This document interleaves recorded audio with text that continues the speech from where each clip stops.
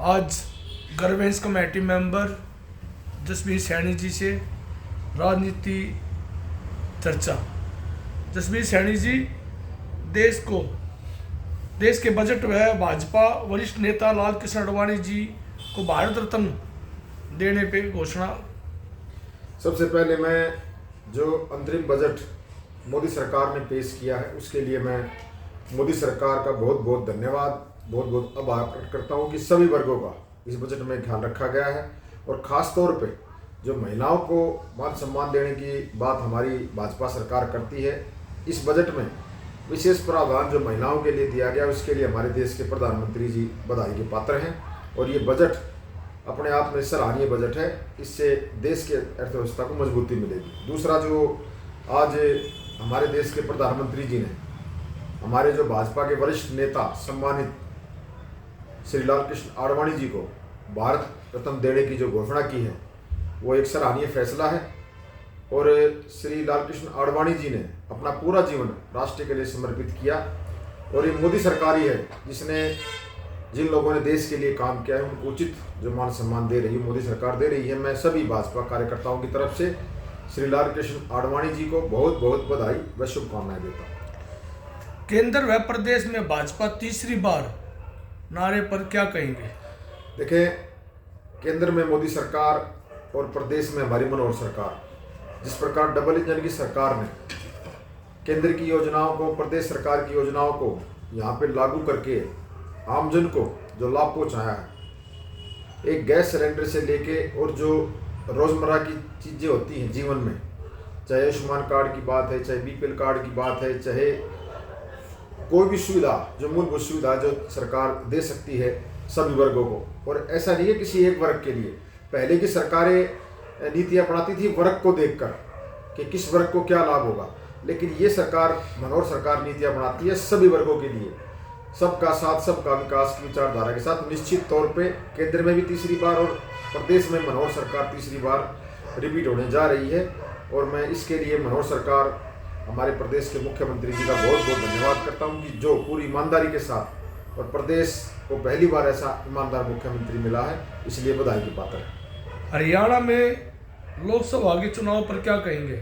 अभी लोकसभा चुनाव नज़दीक है हरियाणा में, और जिस प्रकार से माहौल बना हुआ है, जो श्री राम का मंदिर मोदी सरकार ने बनाया, धारा 370 हटाई है, जो देश के मुद्दे थे जिन पर विपक्ष हमेशा राजनीति करता था, उन मुद्दों को खत्म करने का काम अगर किसी ने किया तो मोदी सरकार ने किया है। और मैं हरियाणा की जनता की तरफ से ये आश्वस्त करना चाहता हूँ हमारे देश के प्रधानमंत्री जी को, मनोहर सरकार की अगुवाई में, हमारे भाजपा प्रदेश अध्यक्ष नायब सैनी जी की अगुवाई में पिछली बार की तरह 10 की 10 लोकसभा सीट जनता के आशीर्वाद से कमल खिलाने का काम होगा और मोदी सरकार तीसरी बार केंद्र में बनेगी।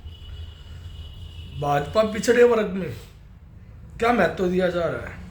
देखें, ओबीसी वर्ग में महत्व, अभी हमारे सांसद नायब सैनी कुरुक्षेत्र से जो हैं वो ओबीसी वर्ग से आते हैं, उन्हें प्रदेश अध्यक्ष बनाया अभी। और पिछली बार जब नगर परिषद का चुनाव था तो ओबीसी के अंतर्गत सीटें कुछ जगह हुई थी, लेकिन कोर्ट के फैसले के कारण वो नियम लागू नहीं हो पाया। सरकार ने पूरी अपनी ईमानदारी से उस पर काम किया, लेकिन कुछ लोग नहीं चाहते थे कि ओबीसी वर्ग को ये प्रतिनिधित्व मिले, इसलिए उन्होंने कोर्ट में जाकर इसको कैंसिल करवाया। लेकिन उस समय अगर नगर परिषद यहाँ बहादुरगढ़ से अगर चेयरपर्सन का ओबीसी का चेहरा कोई होता, कोई भी भाई किसी ओबीसी वर्ग का, तो मैं ये मानता हूँ कि जो मार्जिन 2-2.5 हज़ार वोटों का रहा यहाँ पे, वो मार्जिन बहुत ज़्यादा आगे जाना था। लेकिन चलो, फिर भी सरकार ने सूद लेते हुए अभी हमारे बीजेपी के पुराने कार्यकर्ता हैं राजपाल जांगड़ा जी, ओबीसी वर्ग से आते हैं, उनको जिलाध्यक्ष की जिम्मेदारी दी है, तो उनको पहले मैं बधाई भी दूंगा। और सरकार ओबीसी वर्ग की तरफ देख रही, क्योंकि सरकार ही भी मानती है कि ओबीसी वर्ग जो है वो सरकार को बनाने में अहम भूमिका निभाता है। और मेरी सरकार से भी प्रार्थना है, संगठन से भी प्रार्थना है कि आने वाले लोकसभा विधानसभा चुनाव में ओबीसी वर्ग को अधिक से अधिक टिकटें देकर उनकी राजनीतिक भागीदारी सुनिश्चित करें। नगर परिषद में ओबीसी को वर्ग को बहादुरगढ़ में मौका मिलता तो क्या हम देखते? तो मैंने आपको पहले बताया, अगर ओबीसी को मौका मिलता तो परिणाम और सुखदायी होता और अच्छे मार्जिन से। यह भी तो थोड़ा सा मार्जिन था जो पीक पे हम जीते, लेकिन अगर ओबीसी वर्ग से कोई टिकटार्थी या कोई कैंडिडेट आता तो एक तरफा जीत हम कह सकते थे कि एक तरफा जीत ओबीसी वर्ग से होती है और चेयरमैन ओबीसी वर्ग का होता। क्या भाजपा में एक ना 100 बीमार वाली जो कहावत है वह सही हो रही है? देखें, जब परिवार बड़ा होता है तो आप जो मुझसे पूछना चाह रहे हैं, जब परिवार बड़ा होता है तो उसमें महत्वाकांक्षाएं बड़ी होती हैं। हर कोई व्यक्ति ये चाहता है कि मुझे पद मिले, हर कोई व्यक्ति ये चाहता है कि जब चुनाव आता है तो मुझे पार्टी उम्मीदवार बनाए, सबकी इच्छा होती है। लेकिन पार्टी सर्वे करवा के अपने लेवल पे फैसला जो करती है, जो पार्टी में होता है, क्योंकि जब लोकसभा के उम्मीदवार जीत के दिल्ली पहुंचेंगे तो ही हमारे देश के प्रधानमंत्री जी बनेंगे, और जब विधानसभा के उम्मीदवार जीत के हरियाणा विधानसभा में पहुंचेंगे तो सरकार बनती है। तो लोकतंत्र में पार्टी में टिकट मांगने का अधिकार सबको है।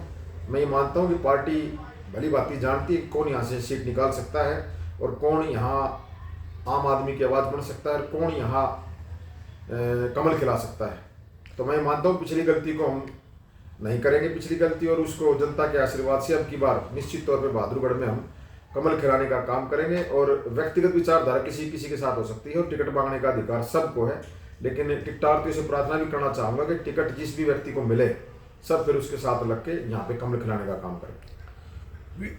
विपक्ष के पास कोई मुद्दा नहीं है, आपस में ही संघर्ष हो रहा है। देखिए, क्या विपक्ष मैंने पहले कहा कि थोड़ा बहुत अगर विपक्ष हरियाणा प्रदेश के अंदर बचा है तो वो हुड्डा कांग्रेस है।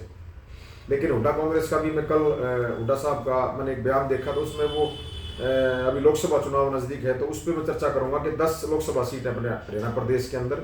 उन्होंने कहीं और की चर्चा नहीं की 9 सीटों की, यहाँ रोहतक की चर्चा की, यानी कि उनको पुत्र मोह है।